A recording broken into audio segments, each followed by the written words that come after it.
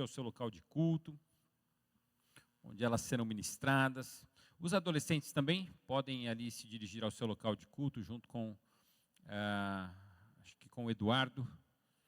E eu quero convidar você que permanece no templo a abrir a sua Bíblia no livro de Esther. Nós vamos hoje retomar a nossa série de mensagens sobre o livro de Esther.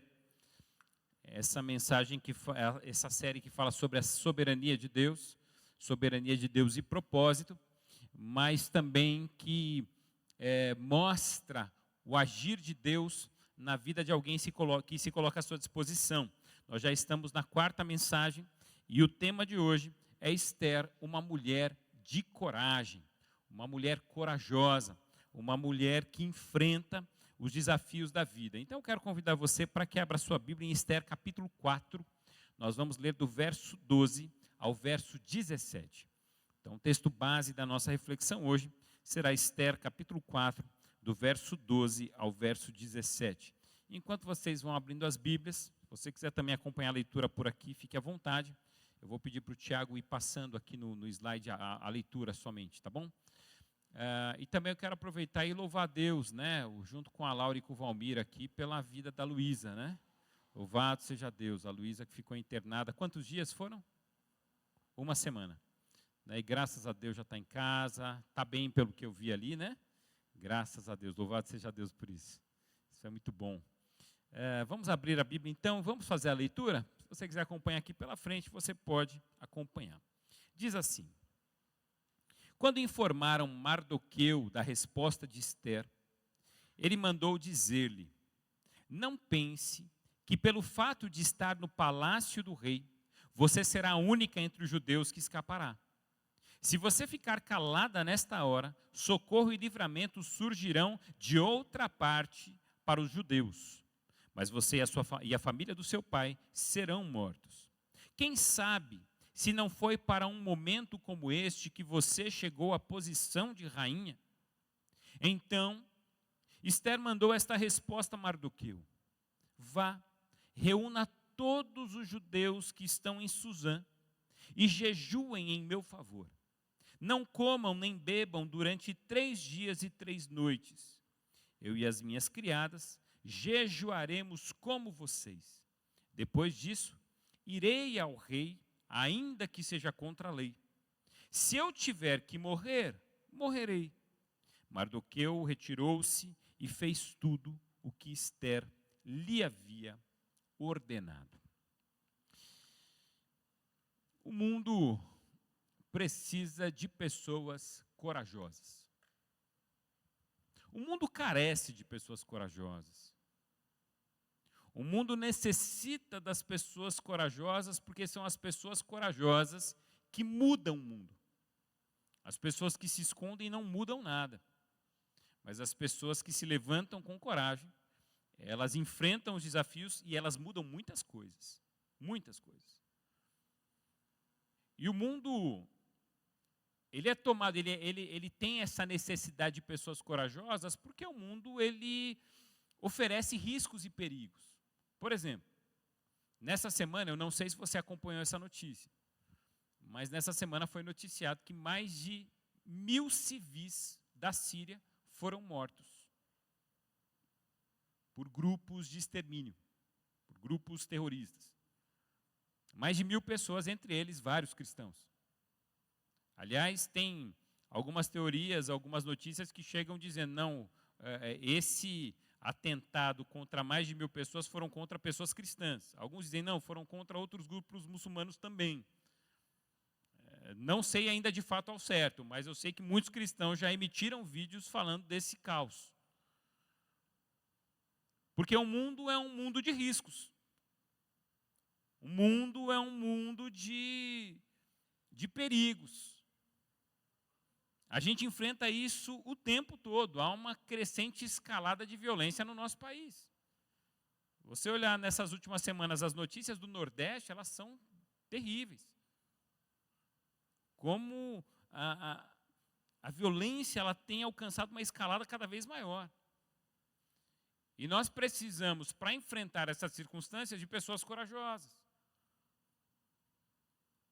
Foi Franklin Roosevelt que ele disse que a coragem não é a ausência do medo, mas a decisão de que algo é mais importante do que o medo.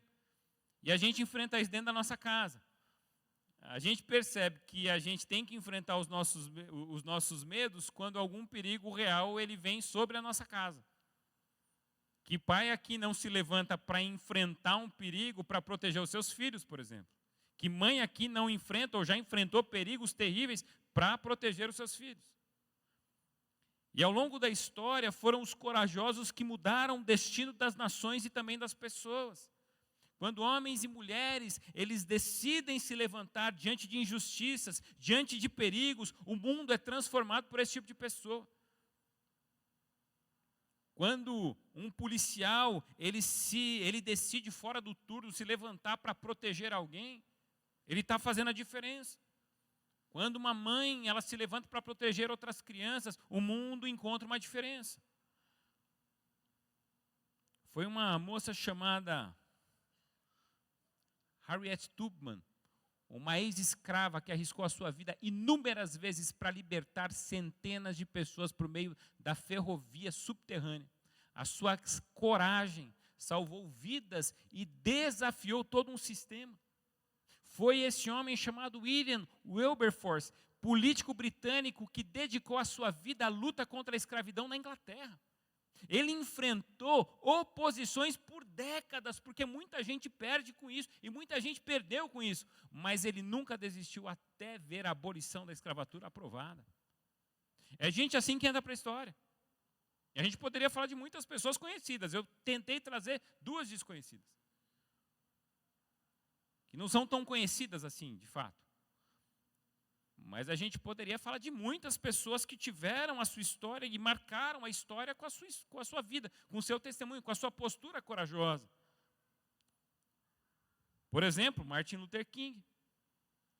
Foi ele que disse que o que me preocupa não é o grito dos maus, mas o silêncio dos bons. Essa frase é muito conhecida, porque foi alguém que lutou, alguém que buscou apoio dentro de uma sociedade que teve medo de caminhar com ele e se colocar do lado dele. Porque nem sempre que a gente se posiciona da melhor maneira, a gente vai encontrar a força do lado. Muitas pessoas abandonam porque tem medo. É assim que funciona a vida. E por que eu estou falando sobre isso? Porque a gente precisa, em alguns momentos, encontrar uma força que vai além daquilo que a gente entende que seja possível e viável. Por exemplo, Josué. Quando Josué assume o lugar de Moisés, qual que é a palavra de Deus para Josué? Seja forte e corajoso. Porque assim, eu sempre digo, quando eu olho para essa história de Josué, quando Deus fala para Josué, seja forte e corajoso, eu fico assim, pensando sobre toda a realidade, porque é fácil substituir gente ruim. É fácil substituir gente ruim. Gente que não faz nada. Você entra ali no seu emprego, tinha alguém ali que não fazia nada, a pessoa ficava ali ocupando tempo, ficava ali gastando tempo, roubando tempo. Mas aí você chega, você começa a fazer qualquer coisa, você já está melhor que ela.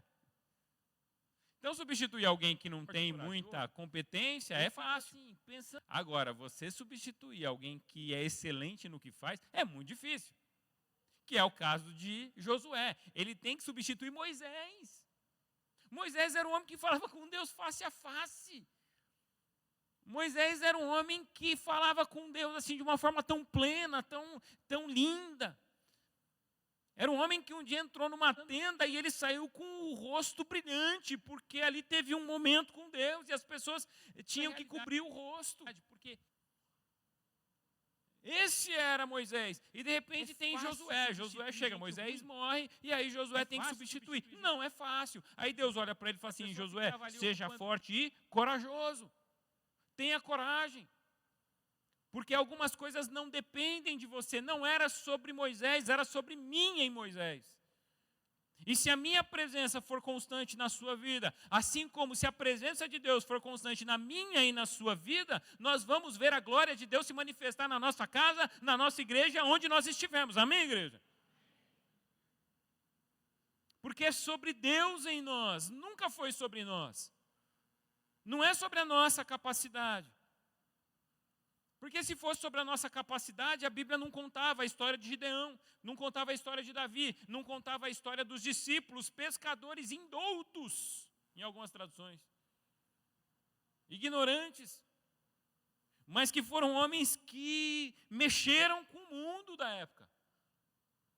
Porque não era sobre o conhecimento que eles tinham, mas sobre a disposição que eles tinham de receber do Espírito Santo força e poder para realizar a obra de Deus.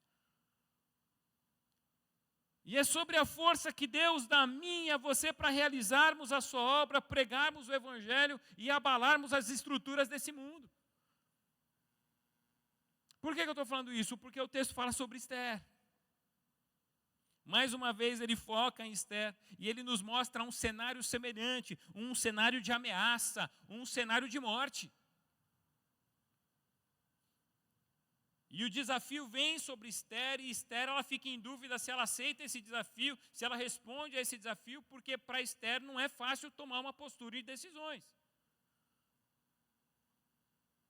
O que está acontecendo nesse texto? Vamos lá. Você que está nos acompanhando já desde o começo dessa série de mensagens, você sabe que esse momento da história acontece dentro do Império Persa. O Império Persa é o império que vem após o Império Babilônico. Quando o Império Babilônico cai, o Império Persa assume, ele que destrona a Babilônia, né? Nabucodonosor, durante esses anos de governo, ele passa por várias fraquezas, até que ele não consegue mais manter o seu império. Mas foi Nabucodonosor que levou os judeus para a Babilônia, e depois, quando a Pérsia assumiu, os judeus já estavam lá. E então foi Xerxes que mandou uma primeira leva de judeus de volta para casa, mas alguns judeus ficaram lá, entre eles Esther. Por exemplo, quando você lê Esdras, Neemias, você vai ver uma turma que voltou para casa, para servir, para reconstruir o templo, para reconstruir os muros de Jerusalém. Mas outros ficaram, aliás, uma grande parte do povo judeu ficou. E nessa realidade do povo judeu, você vai ter nesse momento do reinado de Xerxes, nesse momento em que Esther é a rainha, você vai ter a ascensão de um oficial do rei muito próximo a ele, chamado Ramã. E Ramã, ele se torna um oficial de confiança do rei, é um homem orgulhoso, é um homem com um coração complexo, é um homem que quer as glórias do poder, é um homem que se aproxima do rei e ele quer dar ordens a todo mundo. E todas as vezes que ele chega no palácio real, na porta do palácio está um homem chamado Mardoqueu, que é o primo de Esther. E ele está sempre por ali porque ele quer saber notícias de Esther, como é que ela está. Ele tem uma obrigação, ele tem uma responsabilidade de proteger a sua prima. Os pais dela haviam morrido. Ele era a pessoa mais próxima, então ele sempre queria ter notícias dela. E todas as vezes que Ramã chegava no palácio, as pessoas se prostravam perante Ramã, mas Mardoqueu não prostrava-se. E isso começa a chamar a atenção das pessoas que estavam por ali, porque elas diziam assim: olha, Mardoqueu não se prostra perante a sua presença, Ramã, o que acontece? Aí Ramã um dia vai até Mardoqueu e fala: por que você não se prostra à minha presença? E Mardoqueu responde: porque eu sou um judeu e a gente não tem essa prática de nos prostrarmos diante de homens. E Ramã fica muito bravo com isso. Mas no texto, lá no capítulo 2, no finalzinho do capítulo 2, Mardoqueu, ele tem uma experiência muito interessante. Porque ele está ali, nessa proteção da sua prima, e na entrada do reino, aparecem dois oficiais conversando, tramando como destronar o rei Xerxes. E Mardoqueu ouve essa história. Mardoqueu leva essa história para sua prima Esther. Esther leva a história para Xerxes. Xerxes começa a investigar para ver se essa história é verdadeira ou não. Ele descobre que é verdadeira. Ele pune essas pessoas. E ele escreve na ata do reino. Na ata do reino é escrito que um dia um homem chamado Mardoqueu, ele descobriu isso, ele contou para o rei e essas coisas ficam. Mardoqueu, então, ele continua nessa realidade e aí Ramã, ele ascende ao poder e Mardoqueu não se prostra.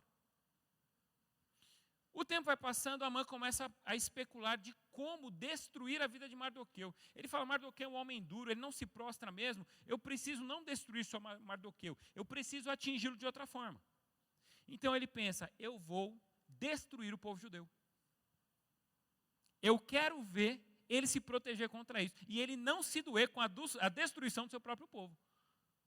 Então ele vai até o rei Xerxes. E ele fala assim: rei Xerxes, tem um povo no nosso meio que não obedece às suas leis. Tem um povo no nosso meio que é insubmisso. E nós precisamos acabar com isso. Porque como que vai ficar o seu reinado com um povo insubmisso no nosso meio? E ele diz: quem que é esse povo? É o povo judeu. E o que você acha que a gente faz? Vamos exterminar os judeus. Xerxes então tira um anel do seu dedo, dá a Ramã e fala assim: seja conforme o que você quiser. Então mande cartas para os governadores, avisando que no dia tal, daqui um mês, a gente vai matar todos os judeus. E é o dia que, olha que coisa impressionante, é o dia que todos terão carta branca, liberdade, autorização para matar os judeus e roubar todos os seus bens. Essa é a ideia de Ramã. O rei dá um anel, a ordem é passada para todo o império, e quando Mardoqueu descobre isso, ele fica angustiado. E quem que ele vai procurar? Esther. E ele fala assim: Esther, nós precisamos que você intervenha diante do rei. Nós precisamos que você faça alguma coisa. E Esther fica angustiada, porque ela fala assim: eu não posso. Aliás, eu não posso chegar à presença do rei sem ser chamada. Porque se eu for na presença do rei sem ser chamada por ele, eu corro o risco de ser morta. E aí, o Mardoqueu diz assim, o texto que a gente leu, já estamos no texto. Ele falou assim, se você não fizer nada, você vai morrer de qualquer jeito. Você e sua família, todos os que sobraram vão morrer. Porque todos os judeus que estivessem debaixo do Império Persa seriam mortos. O que a gente faz numa situação dessa? O que se faz? E aí, quando a gente olha para a história, esse é o contexto, quando a gente olha para a história de Esther, a gente faz essa pergunta: o que fazer diante desses perigos? O que fazer diante das ameaças que a gente sofre na vida?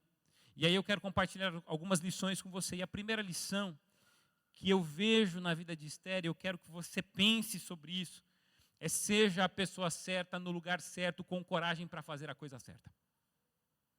É a primeira lição que eu quero compartilhar com você.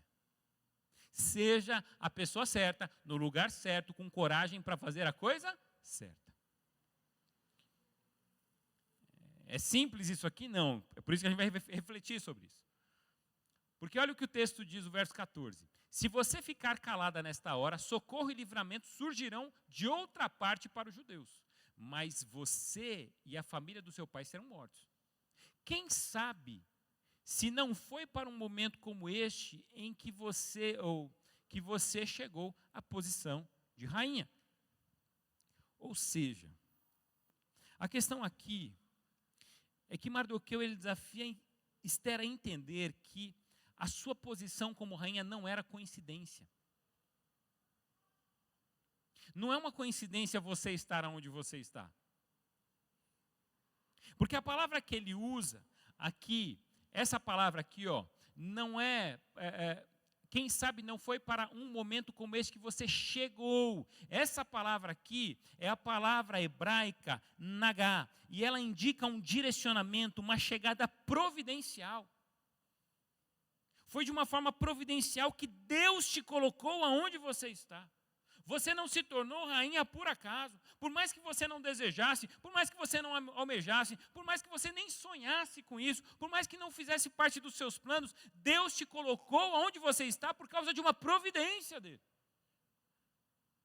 E se você está aonde você está, foi porque Deus colocou você. Nós precisamos trazer essa convicção para a nossa mente e coração.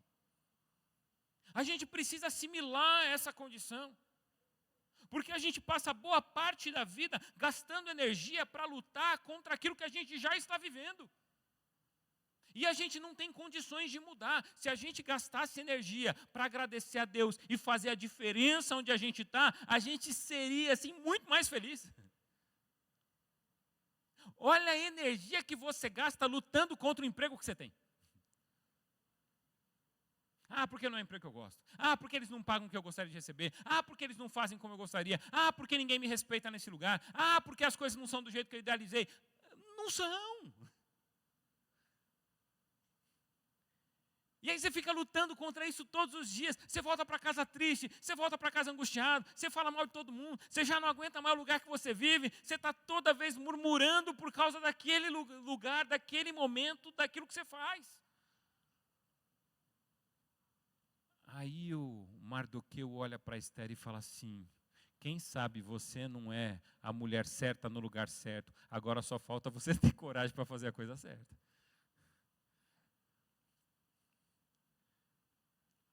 Porque na visão de Mardoqueu havia uma providência divina, Deus colocou essa mulher onde ela estava. E eu quero dizer para você, em nome de Jesus, Deus colocou você onde você está. Você é o pai dessa casa, você é o líder dessa família. Em nome de Jesus, se coloque numa condição de liderança. Para de reclamar pelas coisas que não aconteceram e começa a fazer as coisas acontecerem em nome de Jesus. Você é a mãe dessa família. Você é aquela que hoje talvez seja o esteio do seu lar. E ao invés de reclamar pelas coisas que não acontecem, comece a focar nas coisas que precisam acontecer, comece a melhorar, comece a fazer acontecer, comece a cuidar com amor, com zelo e gratidão a Deus, que você vai ver os céus se abrirem e milagres acontecerem.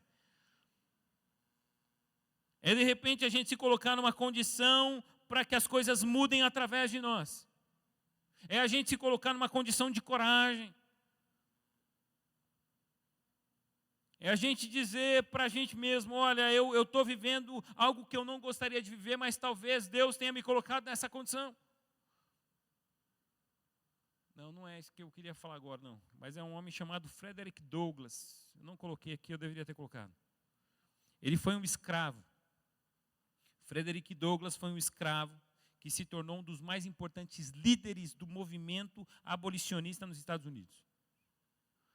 Esse homem, enquanto escravo, ele aprendeu a ler secretamente. Ele estava na condição de escravo. Ao invés de lutar, ao invés de ficar reclamando da sua condição, ele foi aprender a ler secretamente. Ele aprendeu a ler. E depois disso, quando ele teve uma possibilidade, ele fugiu para a liberdade e escreveu uma autobiografia. Ele aprendeu a ler, ele aprendeu a escrever, então ele escreveu a sua autobiografia. E quando ele escreve a sua biografia, ele escreve sobre os horrores que ele passou como um escravo. Os horrores que ele viu nesse ambiente de escravidão. Ele expôs as entranhas da escravidão. Quando Abraham Lincoln, ele se tornou presidente dos Estados Unidos, ele chamou Frederick Douglass para trabalhar com ele, para ajudá-lo, para acabar com a escravidão nos Estados Unidos. Porque esse cara decidiu ser a pessoa certa, no lugar certo, com coragem para fazer a coisa certa. A gente poderia aqui trazer muitos exemplos. Exemplos de homens e mulheres que estavam no lugar que, a princípio, não era o lugar que eles desejavam estar, mas ali naquele lugar eles foram a pessoa certa, no lugar certo para fazer a coisa certa. E eu quero que você saia daqui crendo que você é a pessoa certa, no lugar certo, e você tem que ter coragem para fazer a coisa certa em nome de Jesus. Amém, igreja? Foi John Piper que disse: a vida é desperdiçada quando não arriscamos tudo por Cristo. A gente desperdiça a nossa vida. A gente joga o nosso tempo no lixo quando a gente não se arrisca por causa de Cristo, quando a gente não toma decisões corajosas.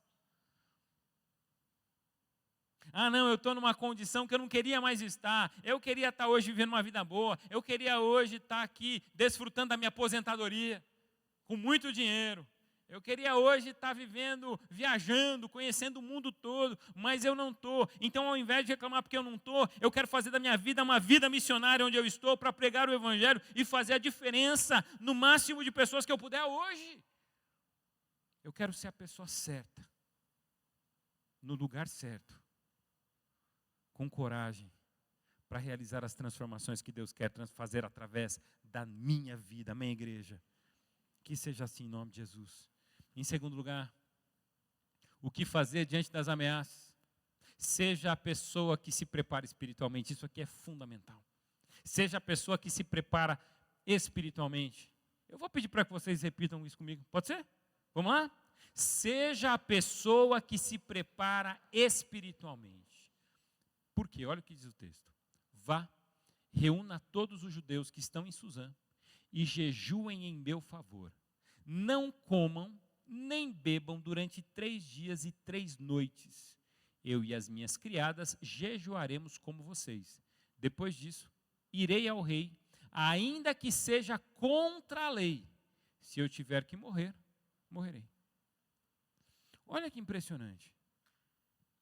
Precisamos tomar uma decisão extremamente importante. Precisamos conversar com o rei, e isso pode me levar à morte. Antes de fazer qualquer coisa, eu preciso fazer uma mais importante: me preparar espiritualmente. Irmãos e irmãs, a gente precisa aprender a se preparar espiritualmente. Perceba que a gente faz o inverso. Se a gente tem uma decisão para tomar, a gente vai lá e toma, e depois a gente vai cuidar do espiritual, vai reclamar com Deus porque não aconteceu, a gente vai reclamar para Deus fazer o milagre porque fez errado. A gente fez errado, a gente se antecipou, a gente tomou a decisão errada, agora Deus precisa consertar o que a gente fez. Mas a pergunta é, não seria muito mais fácil se a gente gastasse tempo se preparando? Tem uma frase, essa frase é do Martinho Lutero.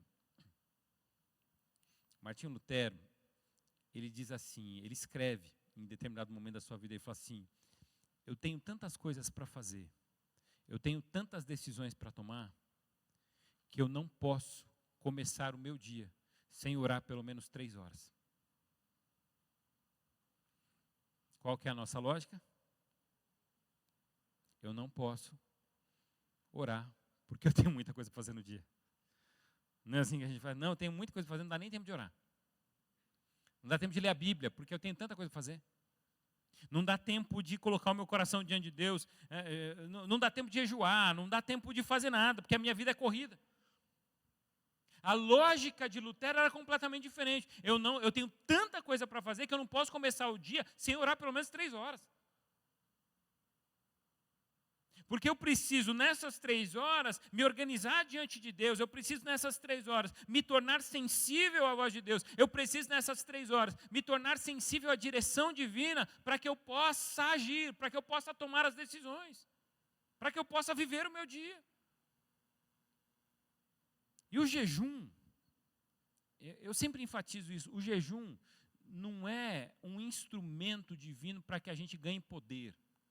Não, agora eu jejuei, eu tenho poderes especiais. Não. O jejum, ele me faz sensível à presença do Senhor. O jejum, ele tem um vínculo com poder, sim, mas não é porque eu tenho mais poder, é porque eu estou mais aberto para a ação do Espírito Santo na minha vida, e é o Espírito Santo que derrama poder sobre nós. É o que a palavra diz em Atos 1:8, mas recebereis poder ao descer sobre vós quem? Ou seja, o poder está vinculado ao Espírito Santo, e não a gente. Nós somos apenas instrumentos. Então, quando nós jejuamos, nós nos fortalecemos, nós nos armamos espiritualmente, da seguinte forma, nos tornamos mais sensíveis à voz do Senhor. Nós calamos, e nós rompemos com as necessidades do corpo e nós nos abrimos para as necessidades espirituais. Veja que Neemias jejuou antes de reconstruir Jerusalém. Veja que Daniel jejuou, ele jejuava para receber as revelações divinas. Daniel, ele orava 3 vezes ao dia. Veja que Jesus, antes de iniciar o seu ministério, ele passa 40 dias jejuando. E quando nós vamos tomar uma decisão, nem orar a gente ora. Decisões importantes. Aí a gente fala, Senhor, me torna como Daniel, um homem de fé, um homem sábio. Senhor, me torna como Elias, um homem cheio do poder do Espírito Santo. Não, você não ora. Você não pede a Deus orientação, você não gasta tempo na presença de Deus. Hudson Taylor, missionário na China, que abriu as portas para a missão na China. Ele praticava jejuns frequentes em busca de direção divina. Quando a gente olha para David Brainerd, missionário entre os índios americanos, ele jejuava e orava por avivamento sempre, constantemente pela vida dos índios.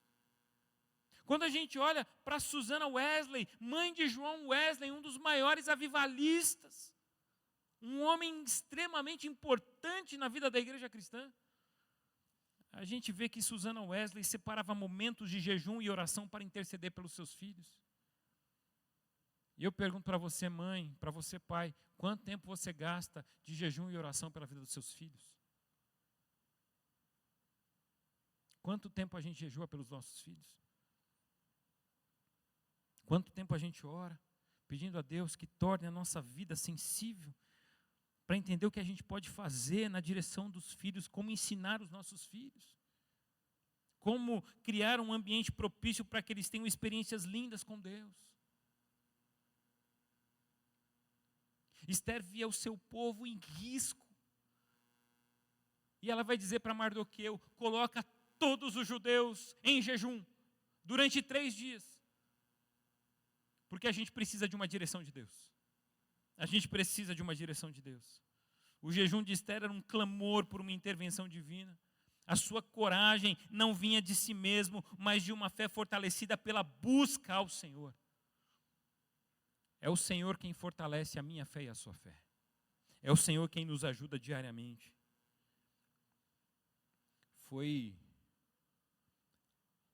Amy Carmichael que ela disse: dê-me o amor que não hesita, o fogo que não se apaga e a fé que não recua. Dê-me o amor que não hesita, o fogo que não se apaga e a fé que não recua. Senhor, me dê coragem.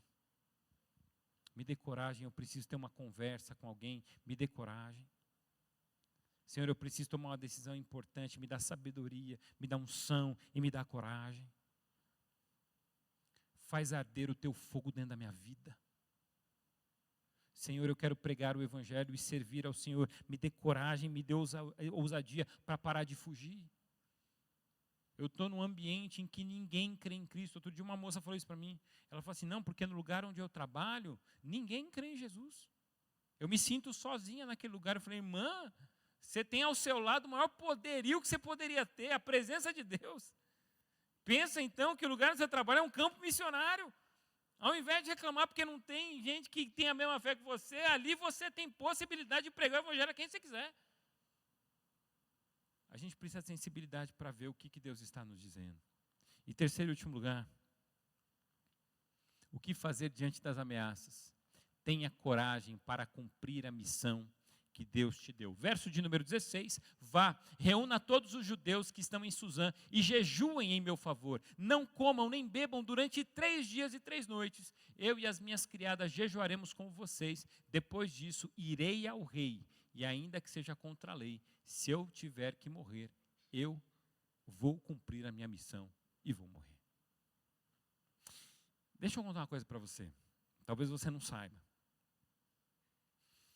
Esther, ela estava com medo de cumprir a missão, ela estava com medo de chegar até o rei.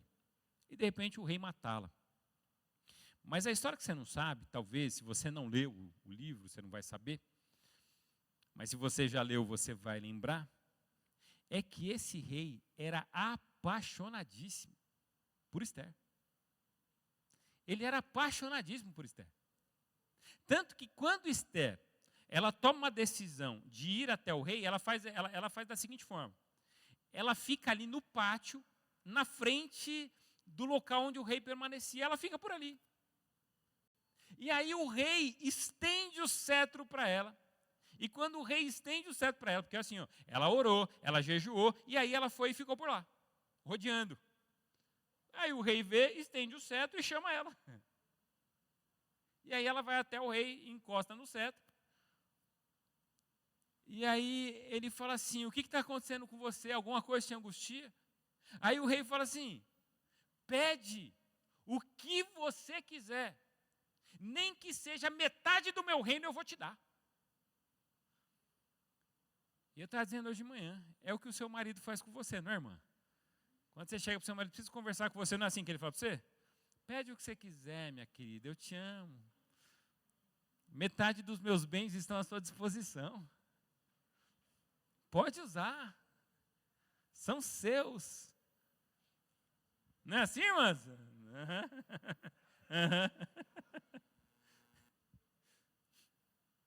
O homem era apaixonadíssimo. Eu te dou metade dos meus, de todo o reino, se você pedir para mim agora. Ela fala, não, eu quero outra coisa, mas depois eu te conto o que é. Antes disso, eu queria que você jantasse comigo. Se fosse ao banquete que eu vou fazer. Depois você vai ler o texto, a gente vai falar sobre ele mais à frente. Mas perceba que ela se prepara. Mas depois que ela se prepara espiritualmente, ela vai. E ela vai realizar aquilo que Deus chamou ela para realizar. Nessa semana, em uma das informações que chegaram sobre o povo sírio, sobre esses que estão sendo mortos, chega a história de um rapaz, que ele é um cristão, e ele usa no seu pescoço uma cruz, ele tem uma cruz pendurada no seu pescoço. E quando ele é pego por esse grupo vai dizer para ele, olha, você precisa negar a sua fé e você precisa tirar essa cruz do seu pescoço. E ele diz, não nego a minha fé, não posso negar a minha fé. Então esse homem ele é decapitado. Essa semana, foi agora. Porque se tiver que morrer, morrerei. Porque a gente está falando sobre fé, a gente está falando sobre propósito, a gente está falando sobre a missão que Deus nos deu. Quando a gente fala sobre a história, a coragem é essa capacidade que a gente tem de enfrentar, inclusive, medos. Mas quando a gente fala sobre a história, não tem como falar sobre isso sem citar Policarpo de Esmirna. E esse homem é impressionante, você já deve ter ouvido falar dele aqui. Policarpo de Esmirna era um senhor de 86 anos. Ele era bispo da igreja primitiva, discípulo de João. Policarpo foi discípulo de João. Ele foi preso por causa da sua fé. E quando ele foi preso, o imperador, olhando esse senhor de 86 anos, amarrado, prestes a ser queimado na frente de todo mundo, o próprio imperador dizia, não faça isso. Não faça isso, negue a esse seu Deus e viva. Você está no final da sua vida, olha para você. Ele foi preso, ele foi ameaçado. Negue ao seu Deus e viva. E Policarpo, então, tem essa frase, e essa frase é uma frase que está em documentos históricos da igreja primitiva, que ele diz, sirvo a Cristo há 86 anos, e ele nunca me fez mal, como posso blasfemar contra o meu Rei e Salvador? Jesus é tudo que eu tenho. Jesus é tudo que nós temos. Policarpo está dizendo, eu não tenho outra coisa, eu não tenho outra saída, eu não tenho outra solução, eu só tenho a Cristo. Irmãos, Cristo é tudo que nós temos. E quando a gente olha para o livro de Esther, eu quero convidar você para refletir, não somente sobre Esther, mas eu quero refletir sobre a coragem que salva. Porque a maior demonstração de coragem não veio de Esther, veio de Cristo. Quando a gente olha para a história de Esther, a gente lembra de Cristo. De alguém que colocou a sua própria vida em risco para salvar a todos. A todo o seu povo. Jesus sabia que sua morte era necessária para salvar o seu povo. Aliás, foi o próprio Jesus que disse em João capítulo 10, verso 18, ninguém tira a minha vida, mas eu a dou por minha própria vontade. Porque eu vim para morrer, eu vim para me sacrificar. Jesus, Ele é o cumprimento, Jesus é essa realidade de alguém que coloca a sua vida à disposição de todo o seu povo. E diz, se eu tiver que morrer, eu vou morrer, para que você seja salvo. E Ele caminha até o fim, E ele enfrenta a cruz. E a cruz não é, para Jesus, o símbolo da derrota. A cruz se torna, para Jesus e para nós cristãos, o símbolo da vitória. E quando a gente olha para esse texto, quando a gente olha para a vida de Esther, eu fico me perguntando, será que eu estou me preparando espiritualmente para aquilo que está por vir? Será que eu estou me colocando à disposição da missão que Deus tem para mim? Será que eu estou entendendo que eu sou a pessoa certa, no lugar certo, e eu preciso me preparar para fazer a coisa certa? Porque esse Jesus que deu a sua própria vida por cada um de nós, esse Jesus que enfrentou todos os riscos por cada um de nós, esse Jesus é o Jesus que foi e nos deu o seu Espírito Santo, e é o seu Espírito Santo que nos enche de coragem e nos enche de poder para realizar a sua missão e a sua obra. Amém, igreja? O Espírito de Deus está sobre mim e sobre você. E é o Espírito de Deus que vai fazer a obra nas nossas vidas. Você sabe o que Deus quer de você? Quer que você alcance outras vidas e resgate outras vidas do inferno. Tem gente perecendo, tem gente morrendo. E qual que é a nossa missão como igreja? Tirar a gente do inferno, tirar a gente da morte. Jesus nos chamou para salvar. Jesus nos chamou para exercer o ministério salvador dele. Tem gente morrendo e eu quero usar a igreja de Cristo para salvar vidas. Enquanto a gente está preocupado se o culto está bom ou está ruim, se está mais quente, se está mais frio, se a gente está preocupado se está mais iluminado, menos iluminado, se a gente está preocupado se a música que foi cantada ou não foi cantada é a que a gente gosta, Jesus está preocupado se a gente está salvando vidas ou não. Porque o nosso chamado é de salvar vida, é de sentar, abrir a Bíblia e ensinar. É para isso que Jesus nos chamou. Esses tempos atrás, eu estava lembrando, eu tive uma busca da memória. Encontrei aqui uma lembrança que eu adorei lembrar disso. Eu tinha 10 anos de idade. Eu peguei minha Bíblia. Eu não aprendi, eu não sabia ler direito, mas eu abri lá em Apocalipse, porque eu queria saber o que ia acontecer no fim dos tempos. E eu sempre ouvia falar que Apocalipse fala do fim dos tempos. E eu chamei um primo meu, que não era crente. E eu falei assim, senta aqui que a gente vai precisar saber o que vai acontecer no final. E eu fiquei lendo Apocalipse com ele, não entendi nada. Depois fechei a Bíblia e fui embora. Eu falei, eu só sei que eu ouvi que Jesus vai voltar. E eu fiquei pensando, é uma criança, nem sabia o que eu estava fazendo ali. Mas eu queria falar para ele que Jesus ia voltar, mas não achava onde estava escrito isso. Fui ler Apocalipse, era complicado o negócio ali. E eu fico pensando, hoje eu sei. Eu sei onde está. Eu sei como procurar. Nós precisamos pregar o Evangelho. Nós precisamos exercer o ministério e a missão de salvar vidas. Que Deus abençoe a sua igreja em nome de Jesus. Feche os seus olhos. Vamos orar.